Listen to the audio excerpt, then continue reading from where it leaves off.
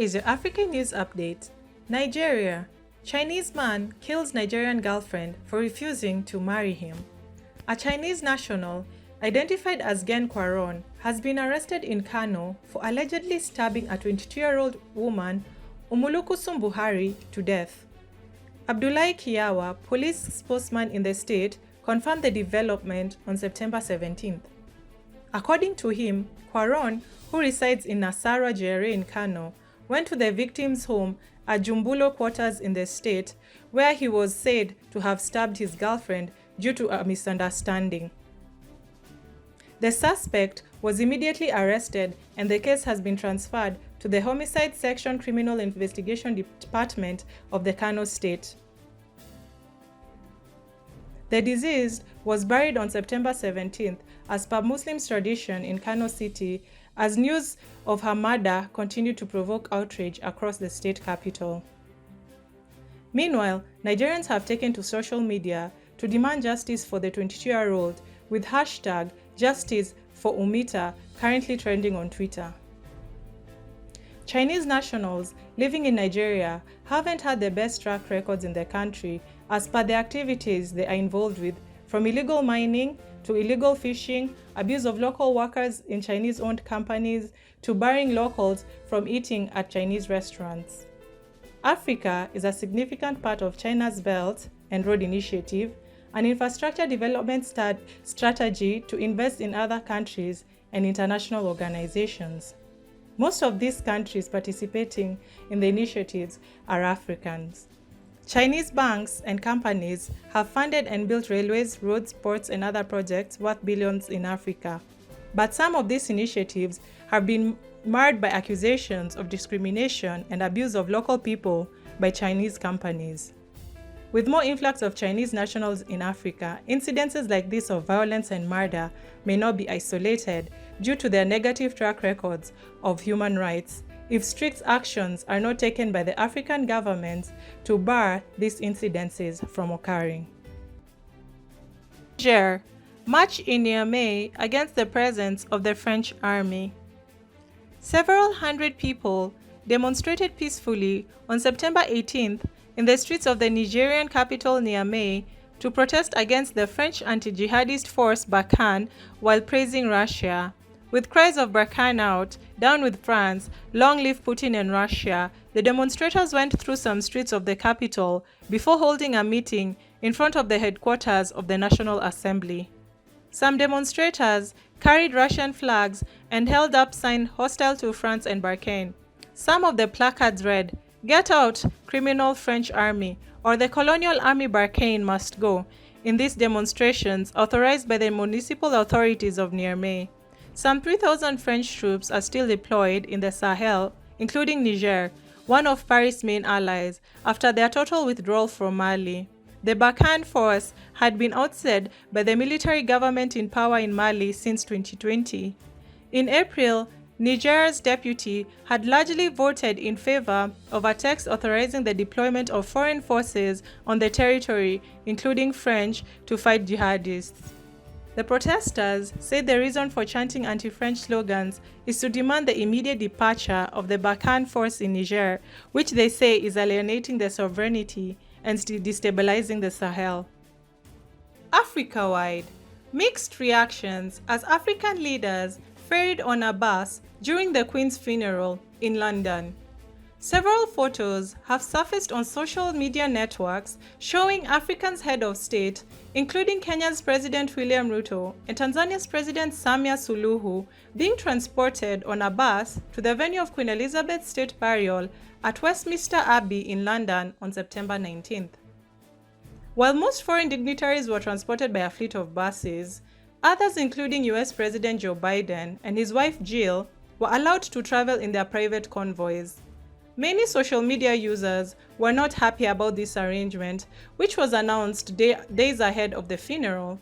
According to media sources, the White House demanded that it was crucial that Biden travels via a 6-car motorcade for security reasons.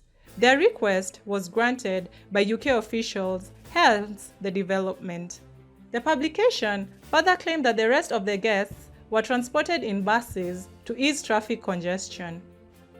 However, according to reports, Biden was not the only one excluded from the bus ride, with leaders from countries like France, including Emmanuel Macron, Japanese Emperor Naruhito, German President Frank-Walter, Italian President Sergio Martella, Canadian Justin Trudeau, and Israel's Isaac Herzog were among the exceptions.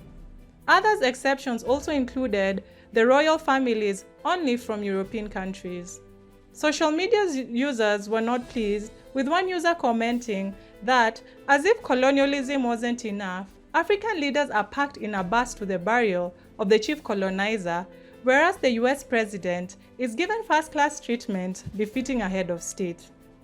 While others went ahead to question how safe it really was to put all Africans' head of state in one bus, while others questioned why few who were exceptions in the bus rides were given priority and security of their own, despite all of them being world leaders. What are your thoughts on this? Do let us know in the comments below. Africa-wide. Africans furious after British king ignores shaking black man's hand, highlighting racism among the British royals. A viral video of King Charles III has ignited debate on social media, highlighting issues regarding the monarch and racism. In the video, the king can be seen shaking the hands of mourners who came to pay their respects to Queen Elizabeth II. However, a particular incident which the king shook every hand that came his way, except that of an adult black male of African heritage waiting in the crowd, has provoked conflicting emotions among Africans. The monarch allegedly skipped over and ignored the handshake from the African before shaking all the other white hands after him. According to media reports, all other African presidents also traveled to the funeral on the same bus, while US President Joe Biden and other G7 presidents arrived with their entire presidential escorts and motorcades. Many social media users criticized the king for his discriminatory action, with most users calling out the king's actions as racist. It wasn't long ago that Prince Harry and Meghan claimed members of the British royal family had made overtly racist comments about the skin color of their firstborn child. The implication was clear that there was concern at the heart of the monarchy over how a baby who may look different from the rest of the family because of his biracial mother would fit in.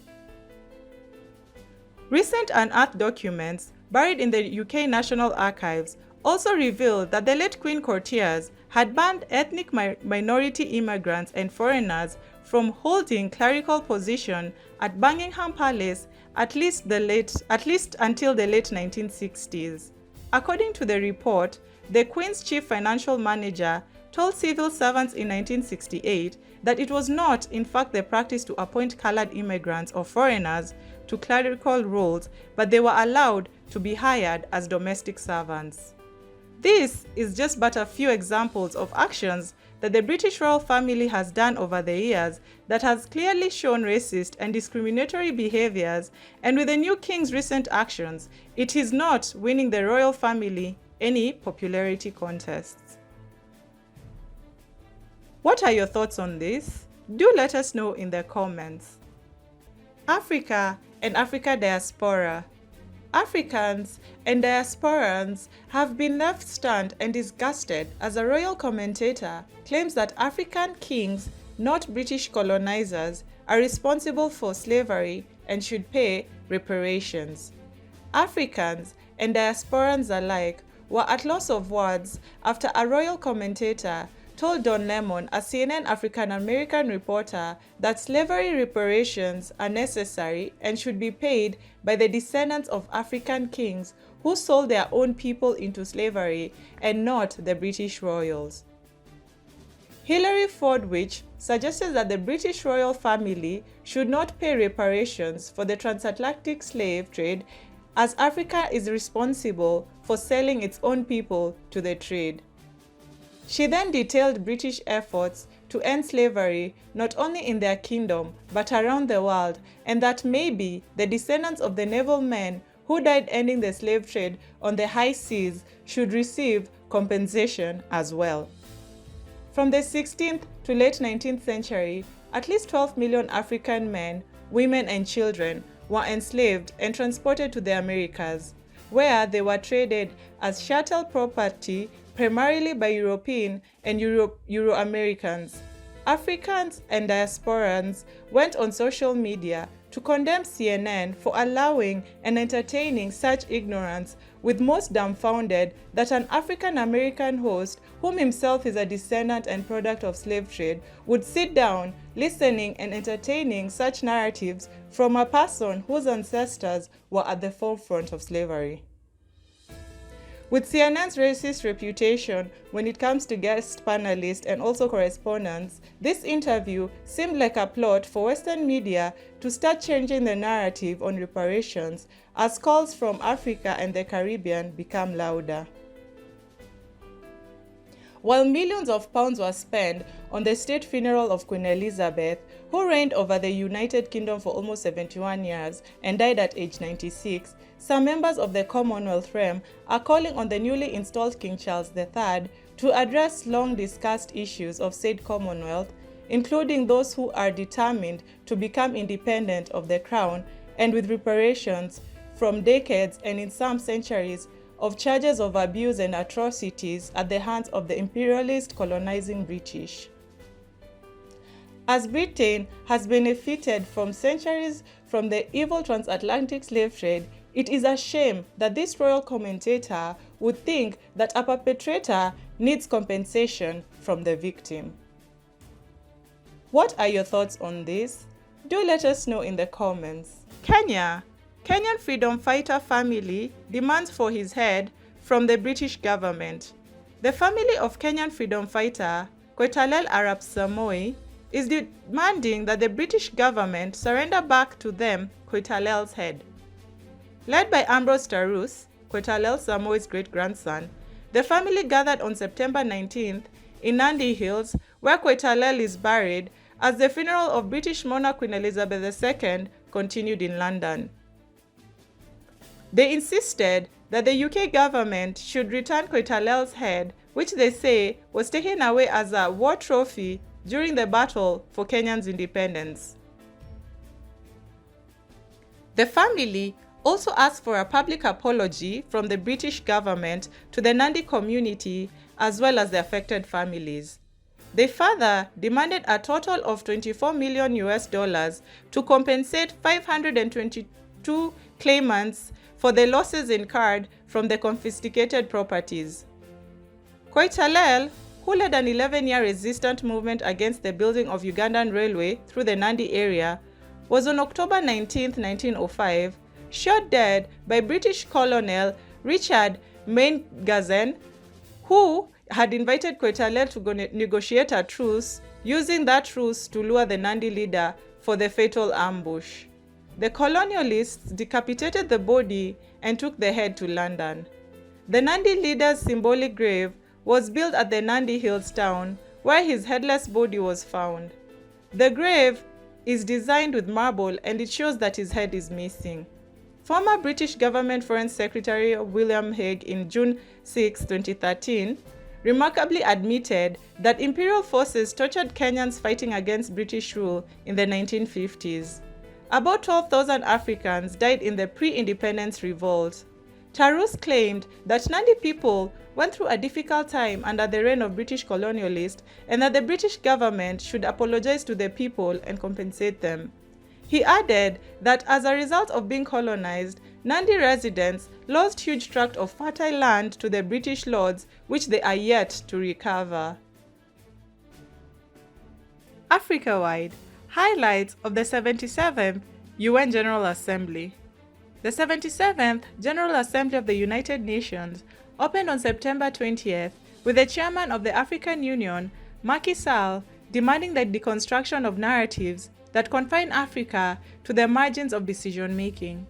The Senegalese president was the first African leader to speak at the gathering in New York, where he lamented that it was time for a fairer, more inclusive global governance, insisting that African Union must be granted a seat in the G20. Sall also stressed that the permanent member status for Africa on the UN Security Council remains a cardinal request. He added that since the last session, the world has become more dangerous and more uncertain, which is a global threat that falls under the primary responsibility of the UN Security Council, as it is the guarantor of the collective security mechanism under the Charter of the organization. Sall therefore urged the Council to engage more with Africa in the fight against terrorism and to do this with more appropriate mandates and more substantial resources. The AU chairperson added that Africa does not want to be the breeding ground of a new Cold War, alluding to the pressure mounting on the continent's leader to choose sides over the war in Ukraine. Many African countries depend heavily on grain imports from Russia and Ukraine, and amid market shortages, Russia's foreign minister has blamed the West for rising food prices. Western leaders, meanwhile, have accused the Kremlin of using food as a weapon and waging an imperial-style war of conquest. Some observers have called the efforts by Russia and the United States the strongest lobbying campaign since Cold War, when the continent was racked by proxy wars as the US and the Soviet Union vied for influence. Thanks for watching. Please subscribe, follow, share, and like our video. It's the best way of supporting us. And remember, Africa is watching.